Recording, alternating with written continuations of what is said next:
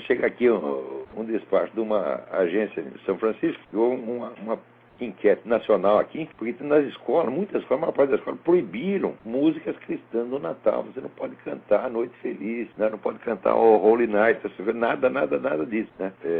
Provavelmente deve cantar apenas música do Michael Jackson, coisa assim.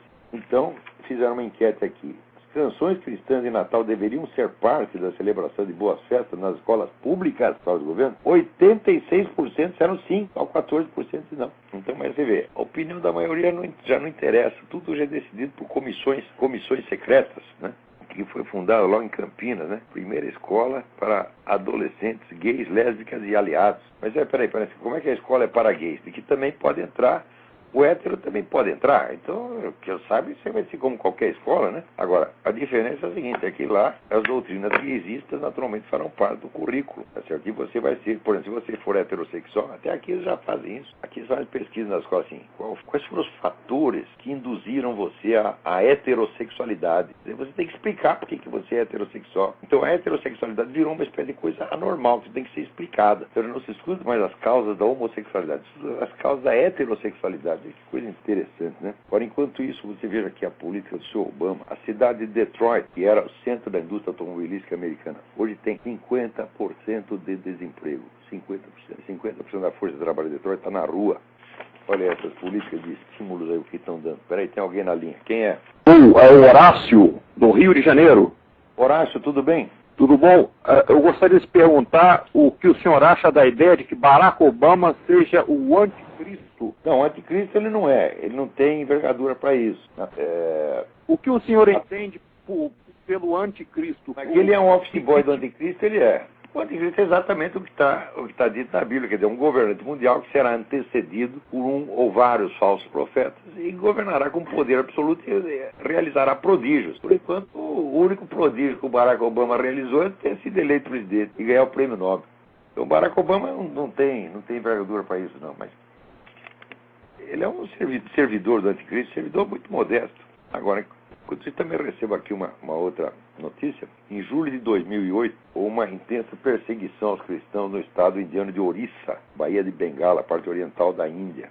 Chegaram a matar 500 cristãos. Passado um ano, exatamente no mesmo dia que ocorreu essa matança, as cidades, as aldeias onde vivem os líderes, onde a comunidade perseguidora, os matadores de cristãos, essas aldeias foram invadidas por uma manada de elefantes. E os elefantes destruíram tudo ali. Mataram um monte desses caras. Não tocaram numa só casa de cristão. E o pessoal ali está dizendo que esses elefantes são cristãos. Foi exatamente um ano depois, exatamente no mesmo dia. E os elefantes estão lá fazendo um estrago, ninguém está entendendo nada. Quem foi, né? Teve lá algum pastor protestante que meteu umas ideias na cabeça do elefante, né? Então, olha, se não é vero, é bem trovado, é uma harmonia, se não é, vamos dizer, um milagre, é pelo menos uma harmonia divina, né? É claro, os milagres sempre têm esse componente essencial de harmonia intencional, né? Então, se não é um milagre, é pelo menos uma bela metáfora, uma bela figura de linguagem, o elefante cristão, né? O elefante vingador. Mas é incrível, diz que os elefantes parecem mesmo que foram treinados, eles não atacam casa de cristão de jeito nenhum. Tem aqui a casa dos fulanos, dos perseguidores, vai lá, destrói tudo. Tem a casa de cristão no meio e não toca.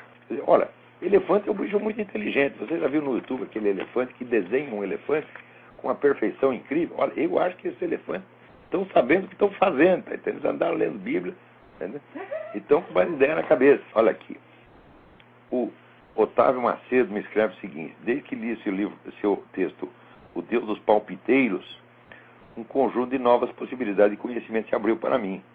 Até então, sempre que eu pensava em Deus, o que eu tinha em mente era um Deus objetivado, o melhor das hipóteses, um sujeito externo, tal qual o Deus que Daniel Dennett e Richard Dawkins atacam. Assim como eles, eu também chegava à conclusão que tal ente não existe, nem poderia existir. Até eu, né? Quer dizer, imagina, né? O Richard Dawkins pergunta assim: como é que Deus, então, ele lê os pensamentos de todo mundo? Eu digo, não.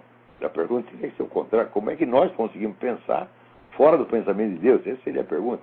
Mas se você não consegue conceber Deus com a base, estrutura mesma da realidade, fundamento mesmo da realidade, Você transforma Deus apenas numa espécie de um serzão, né? Um entezão enorme, né? E está como objeto entre outros objetos. Claro, você chega a conclusões absurdas e esse Deus não pode existir mesmo. Eu me considerava de fato ateu. Ao contrário desses dois, porém, eu não fazia por desonestidade intelectual, mas por pura ignorância em assuntos metafísicos. Mas a tomada de consciência do que realmente se entende por Deus veio seguida de algumas dúvidas.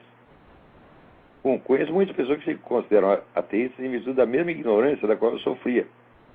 Isso não seria indústria que talvez as religiões não estejam conseguindo transmitir a mensagem corretamente. Mas batata, Otávio, você tem toda a razão. O problema é o seguinte, quando foi no século XIX, os padres, pastores, tudo começaram a aderir a modas pseudocientíficas da época. Modas que até hoje são consideradas ridículas, né? Por exemplo, agora eu citei Ernesto Renan, quer dizer, o padre Eco lia Ernesto Renan, ele ficava com medo de ser cristão, então ele tinha que tentar expressar a sua religião nos termos do que na época se considerava ciência. Então esse pessoal cedeu tudo.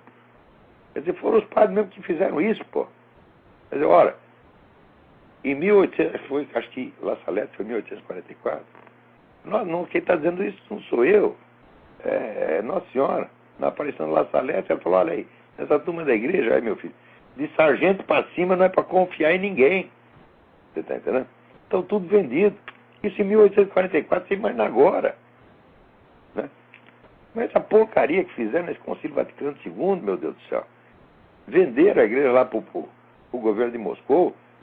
É claro que a culpa é das religiões, mas não das religiões, não pode dizer das religiões. As religiões, como entidades metafísicas, não tem culpa nenhuma. Mas das pessoas que elas representam, sim. Então a gente tem que ser exigente com esses camaradas. Você não pode ter, quando você sabe lá, o bispo é comunista, quer dizer, se ele é comunista, se ele é pró-comunista, ele já está, de direito, excomungado. Você não pode ir lá chamar o cara de eminência, beijar a mão. Tem que chegar para o cara e dizer, você não é bispo merda nenhuma, você não é nem um membro da igreja, tu está excomungado, sai daqui, desgraçado. É o que você tem que dizer. Agora, o espírito, vamos dizer, de obediência mundana, o espírito de servilismo mundano, faz com que muito cara católico ou protestante, né, aceita esses bispos, padres, pastores, como se fosse digno representante da igreja e usa o princípio de obediência para jogar você contra a própria igreja. Como é que você vai obedecer um filho da puta desse, porra? Né? Não tem que obedecer, não, gente. Quer dizer, você tem que obedecer quem obedece. Agora, se o camarada está, obviamente, contra a igreja milenar, está contra toda a doutrina da igreja, o cara chega para você e diz, não, a igreja é o povo de Deus. Quer dizer, peraí, como é que a igreja pode ser o povo de Deus? Se Jesus Cristo começou constituindo a igreja com um sujeito, que era Pedro. Então, ele nomeia Pedro para o Pedro construir a igreja, e Pedro nomeia os seus sucessores, aí cria a sucessão apostólica. Sem sucessão apostólica não tem igreja. Não é qualquer monte de gente que se reuniu lá para fazer o oba-oba da teologia da libertação, que é o povo de Deus. Por Deus, uma pinóia. Você tem uma conversa dessa e ainda se prevalece dizendo que é sacerdote, que é bispo, que é cardeal, que não sei o quê. Manda merda. Mas assim, literalmente é a merda. Tem que dizer, olha, você apoiou o comunista? Está aqui o decreto de Pio XII, você está excomungado. Não precisa uma sentença declaratória disto. Não precisa um tribunal te excomungar. Essa excomunhão é lata sentença, quer dizer, em sentido amplo. Ou seja, não depende de que um tribunal, vamos dizer, a emita oficialmente. O sujeito está excomungado automaticamente. Então, meu filho, tu já está excomungado, tu já, não é nem sequer um membro da igreja. Tu vem aí purpurado com esse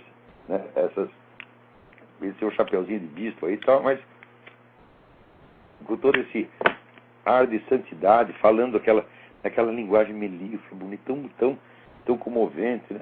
Você vem com todo esse ar de santidade. Olha aqui, meu filho, eu falo palavrão, eu peido em público, eu não presto, eu sou um vagabundo, sou um filho da puta, mas é o seguinte, eu sou um membro da igreja, e você não é. Então você sai fora. É isso que tem que fazer, Otávio.